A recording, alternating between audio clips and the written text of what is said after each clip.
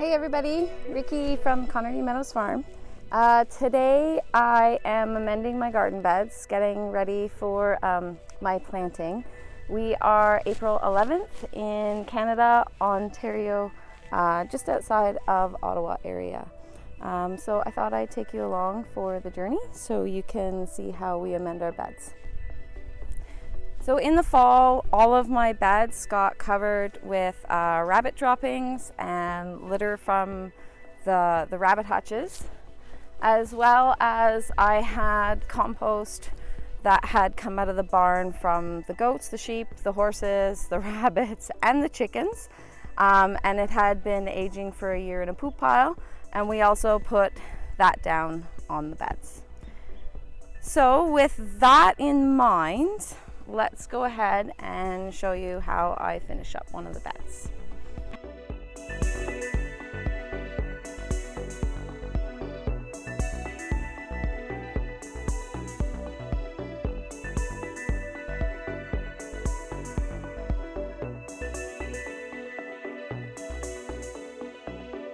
So there's a few things that I'm looking to do when I'm getting these beds worked up. One, I'm making sure that the soil is still in really good condition. I'm spreading this rabbit poop in throughout. And the other thing I'm doing is I'm pulling any weeds that I don't want now while they're small and easy to pull up. The other thing I'm doing is any big chunks of poo like this, we're just gonna break that up so that it goes down into the soil and is spread out a little bit more. The other thing I'm looking for is I want my soil like really soft, and I want the root systems to be able to go down through that with little difficulty, especially things like my root vegetables. As you can see, our cat Sylvester, he does like to come in the garden beds. A little later in the season, I have a plant that we put in the raised beds to prevent the cats from going in them. I don't use any other mean measures or anything, but there's this plant, it's called a piss off plant, and I'll try to put a link to the plant below, but basically it kind of smells like a skunk when they rub up against it, and they don't like the smell of it. So we actually put those at the top and the bottom of all of our in-ground gardens so that the cats don't use this as a big honking litter box. The other thing that you can do to keep your cats out of the garden beds is plant catnip away from the garden. We have catnip in a few different places around the farm, and that's just so that they're happy over there and they're less likely to come into here. Unfortunately, just because I've spent all this time softening this all up and uncovering the straw from on top of it, and I'm getting ready to plant it, the cats are going to be in here for a little bit, and I just have to shoo them out until the piss off plant is strong enough to come out. But this is a good time to get in and get all those weeds out and anything that you don't want in. I try to leave volunteers as I see them, but right now it is still a little bit early for the volunteers to come up, so they'll be a little bit later. The only thing that I have up right now in the gardens are the strawberries that I left in there from last year. Okay, so this is what the side of the garden bed looks like that I haven't touched. So I'm going to go ahead and do another demonstration for you of how we turn the soil.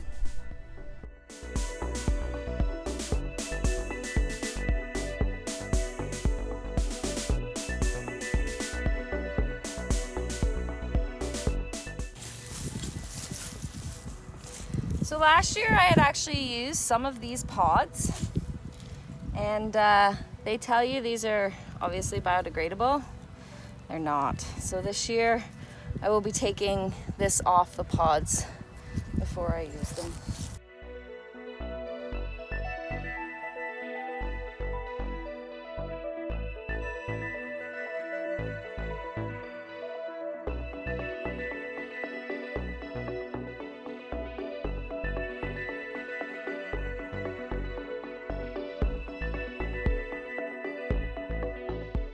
Okay, so now I have taken the time. I have pulled out any weeds that I found while I was digging the garden. I have broken up all the poop, and now it is time to move on to planting. We're supposed to get rain in the next couple days, so this will save me having to water if the rain naturally does it for me. So what I have to plant today in my little seed box is I'm going to plant some carrots. I've already planted peas, radish, brassicas, so like Swiss chard, lettuce, kale, and now it's time for me to move on to my carrots. All of these ones are cold hardy and can easily be planted early in our Canadian winters here, or Canadian springs here. So there's no worries about any of these. So I have a few different ones here. Some of these are from Baker Creek, so I have some red Kyoto and some black nebula seeds. I also order from West Coast Seeds, so I have some Danvers to plant, and then I also have some mixed ones I wanted to try from Burpee. I don't really like their plasticking this year. They actually switched over to plastic, and so I was a little upset about that. Until they go back to paper, I won't be buying from them anymore. I also order from the Independent Seed Company. It's also a Canadian company, and Heritage Harvest Seeds, sometimes from Bessie's and Richards. So there's a number of Canadian companies that I order my seeds from, and I can put a description in the link box below of where I get them. But sometimes ordering from the States, from Baker's Creek, you get some really cool things that you can't get anywhere else. All right, so to do some seeds, it's pretty easy. There's lots of different ways that people can get carrots to germinate. One of the main ones you see is they'll put the carrots down in the line and they'll put a board on top of it. And I do find in the regular season that works really well. But in the springtime, especially after I've just done the beds and I have lots of mulch here, I find it actually pretty easy to just put the mulch over on top, and it works really, really well. So I just put like sort of a little thin line down here. I'm just gonna do a little line all the way down. These little markers that I have, they're from the dollar store. They come in a big package, and they're, I think, a couple feet long. I usually just cut them into 3, and they make great little markers for my garden. So you can see I have one here. I'm gonna put the other one down here on the end. All right, so let's do a few different kinds in here. Now, if you've never planted carrot seeds are really, really small. So in order to not overseed, it takes, I just kind of take a pinch and then I carefully just let them out. I mean, you will be thinning these anyway. And when you thin them, they do make an excellent snack. But when you're putting them in, it can be a little bit of a challenge if you've never worked with the small seeds before. I don't know if you can see the little lamb following in the background over there. All right, so a little bit of that one. Let's plant some black nebulas. I'm really looking forward to trying these ones. Now, these seeds are a little bit bigger than the other ones. So, and I'll show you, actually I've already planted some of the Kyoto Red. Its seeds are even bigger. Actually, why don't I mix the two of these guys together? So, the red ones are like the big white dots. Woo! Good thing they're easy to see. I will easily be able to space these ones. All right. You're fine. Hey, Sylvester? Yes. It's my little garden helper. Sylvester's always around. He's already been over to the neighbors for his breakfast this morning.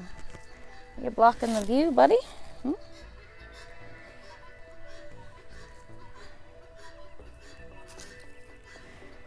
And there we go. Okay, so now, hi bud. Woo! There you go. to cover them, you don't want to cover them too far. I just literally take and sprinkle the tiniest bit over them. Nothing, no big amounts here. There we go. So you can see, like, I'm just barely covering it, and that's that. So then we have some carrots done. There we go. So that's all it takes to get your garden prepped for the season and get some planting started. So the next step in my garden prep, the next step will be to put up the trellising. So I have the straight trellising for the tomatoes and then the arches, and I will put a video on that up next. So that's it for my garden prep right now.